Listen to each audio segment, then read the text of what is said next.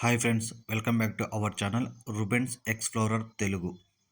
ఈ వీడియోలో నేను మొన్న తిరుమల, శ్రీకాళహస్తి అలాగే గుడిమల్లానికైతే వెళ్ళడం జరిగింది.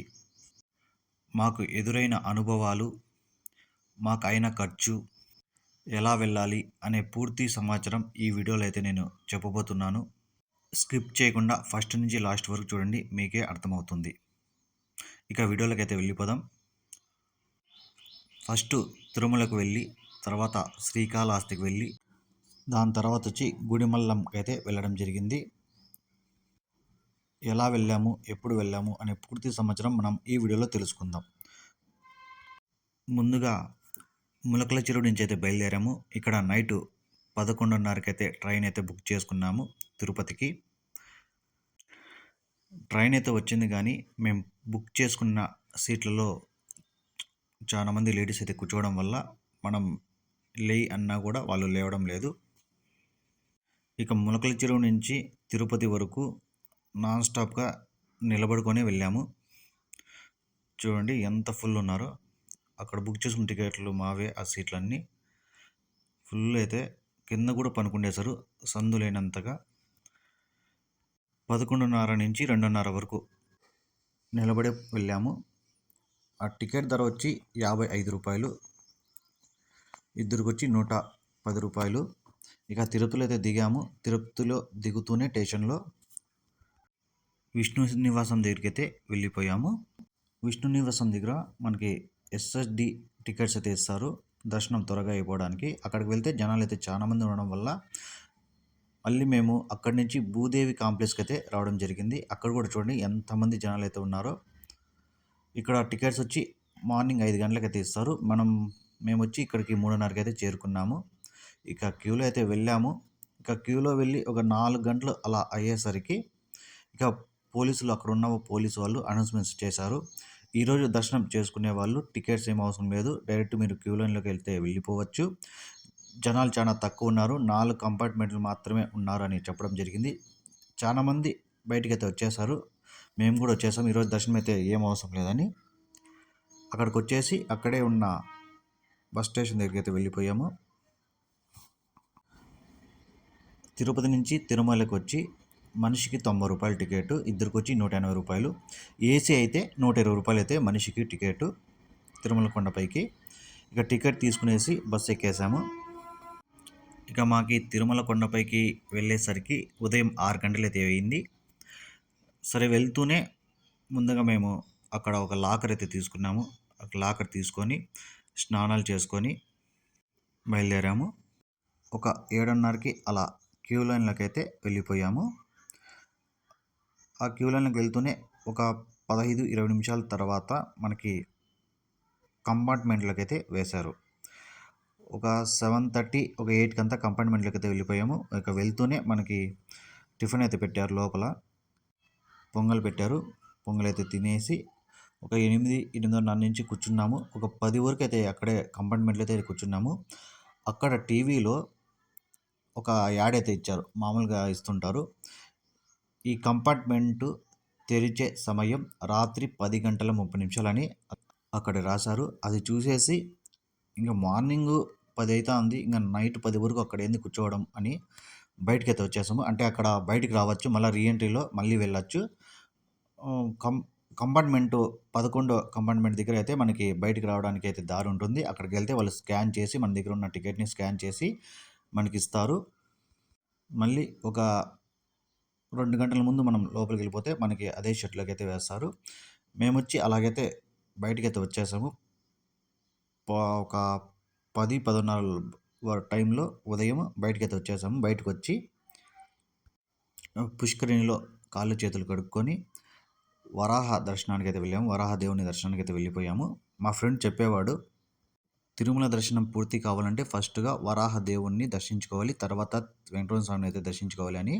నేనైతే వినకుండా ఫస్ట్ జనాలను చూసేసి ఫస్ట్ దర్శనానికి వెళ్ళిపోదాం పదా, తర్వాత కలంటే అవన్నీ చూద్దాం అనుకున్నాం. కానీ ఆ షెట్లు వేయడం వల్ల మళ్ళీ మేము బయటకు వచ్చేసి ఫస్ట్ పుష్కరిణిలో కాళ్ళు చేతులు కట్టుకొని ఫస్ట్ వరాహ దేవుణ్ణి దర్శించుకున్నాము, తర్వాత వెంకటరమణ స్వామిని అయితే దర్శించుకున్నాము. అలా జరిగింది. ఇంకా ఫస్ట్ వరాహ దేవుణ్ణి దర్శించుకొని ఇక అన్నప్రసాదం దగ్గరికి వెళ్ళి ఇక అన్నం అయితే తినేసాము. ఇక అన్నం తినేసి ఒక మ్యూజియం చూద్దామని మ్యూజియం దగ్గరికి వెళ్తే అక్కడైతే క్లోజ్లో ఉంది మ్యూజియం. ఇక తర్వాత మ్యూజియం క్లోజ్లో ఉంది, లోపలైతే వర్క్ అయితే జరుగుతుంది. ఇక చూసి కొన్ని లొకేషన్స్ ఉన్న అక్కడ లొకేషన్ చూసి కొన్ని షాపింగ్స్ చేసాము. దేవుని పటాలు అవి అయితే తీసుకున్నాము. అవి తీసుకుని లాకర్ల దగ్గర పోయి లాకర్లో పెట్టేసి లోపల మొత్తం అదంతా వేయడానికి మధ్యాహ్నం 1 గంట అయితే అయింది. ఇక క్యూ దగ్గరికి వెళ్దాము అని అక్కడ పోయి అడుగుదాం ఏమన్నా ఓపెన్ చేశారా అని పోయి అడిగితే ఇట్లా 11వ వార్డులో అయితే మాకు వేయడం జరిగింది. వాళ్ళని అడిగితే 11వ వార్డు అయితే వదిలేశారు. 11 నుంచి 15 వరకు వదిలేశారు అన్నారు. ఇంకా సరే అని మనం రీఎంట్రీకి అయితే వెళ్ళిపోయాము. అక్కడ పోతానే 16వ వార్డులోకి అయితే మళ్ళీ వేశారు. మామూలుగా అక్కడ కంపార్ట్మెంట్లో నైట్ 10:30 దర్శనం అయితే వేయడం జరిగింది. అంటే తెరిచే సమయం అది. అంచనా ప్రకారము మేము ఇంకా లేట్ అవుతుందని వచ్చేసాం. మళ్ళీ మధ్యాహ్నం 1 గంటకి వెళ్తే మావన్నీ ఓపెన్ చేశారు. వాళ్ళకి దర్శనం కూడా అయిపోయింది 1 గంటకే మధ్యాహ్నము. సరే అని 16 కంపార్ట్మెంట్లకి వేయడం జరిగింది. మేము 1 గంట నుంచి 3 గంటల వరకు కంపార్ట్మెంట్లో ఉన్నాము. 3 గంటలకైతే ఓపెన్ చేశారు. తర్వాత మనకి దర్శనం అంతా అయ్యడానికి 5:30కి అయితే మనకి స్వామి దర్శనం అయితే అయిపోయింది. తర్వాత వచ్చి లడ్డూలు తీసుకున్నాము. ఇక లడ్డూలు తీసుకుని ఒక 6:30కి అయితే కింద తిరుపతికి రావడానికి అయితే బస్సు అయితే ఎక్కడం జరిగింది. ఒక కిందికి రావడానికి మనకి ఒక 7 అలా అవుతుంది టైము. కిందికి వచ్చేసాము. 7:30కి అయితే కిందికి వచ్చేసాము. ఇక రాత్రి 7:30కి అయితే ఇక శ్రీకాళహస్తికి అయితే వెళ్ళాలి. నైట్ అయితే ఆడ స్టే చేసి పొద్దున్నే ఒక 5:30కి దర్శనం చేసుకునేద్దాం శ్రీకాళహస్తిని. తర్వాత గుడిమలానికి వెళ్ళి బయలుదేరి వచ్చేద్దాం అనుకున్నాము. సరే బస్సు ఎక్కేసాము. మనకి ఎక్స్ప్రెస్లో వచ్చి 65 రూపాయలు అయితే టికెట్ అయితే తీసుకున్నారు. తిరుపతి నుంచి శ్రీకాళహస్తికి ఒక 8:30కి అయితే శ్రీకాళహస్తిలో అయితే దిగేసాము. అక్కడ గుడి పక్కలే మనకైతే రూమ్స్ అయితే ఉంటాయి. మనకి నాన్ ఏసీ అయితే 500, ఏసీ అయితే 800 అయితే కాస్ట్ అయితే తీసుకుంటారు రూమ్స్ అయితే. ఇద్దరికి డబుల్ బెడ్, ఇద్దరు వెళ్ళొచ్చు. ఇద్దరు లేదా ముగ్గురు కూడా వెళ్ళొచ్చు. డబుల్ బెడ్ అయితే ఉంటుంది 500లో. మనకి గుడి పక్కనే ఉంటుంది. పెద్ద దూరం కూడా వెళ్ళిన అవసరం లేదు. గుడి పక్కనే మనకి రూమ్స్ అయితే చాలా రూమ్స్ అయితే ఉంటాయి. హోటల్స్ కూడా అక్కడే ఉంటాయి. మనం భోజనం కూడా అక్కడే చేసేసి హ్యాపీగా స్నానం చేసి పనుకోవచ్చు. మార్నింగ్ ఒక 5:30కి అయితే మనం క్యూలోకి వెళ్ళిపోతే మనకి ఒక హాఫ్ అన్ అవర్లో అయితే దర్శనం అయితే అయిపోతుంది. మేము వచ్చి మార్నింగ్ స్నానం చేసి 6కి అంతా క్యూ లైన్లోకి అయితే వెళ్ళిపోయాము. 6కి అంతా క్యూ లైన్లోకి వెళ్తూనే మనకి ఒక 30 నిమిషాల్లో దర్శనం అయిపోయింది. మేము వెళ్ళే టయానికి జనాలు చాలా తక్కువ. మాకు దర్శనం అయిపోతుంది. చాలా మంది జనాలు అయితే ఫుల్ అయితే వచ్చేసారు. ఇక దర్శనం అయిపోతుంది. మాకొచ్చి ఒక 7కు అలా దర్శనం అయితే అయిపోయింది. బయటకు వచ్చి ఇంకా అక్కడ లడ్డూలు ప్రసాదం తీసుకొని, పులిహోర ప్రసాదం తీసుకొని ఇక టిఫిన్ సెక్షన్లో ఇక అదే పులిహోరనే తినేసాము. టేస్ట్ అయితే అదిరిపోయింది.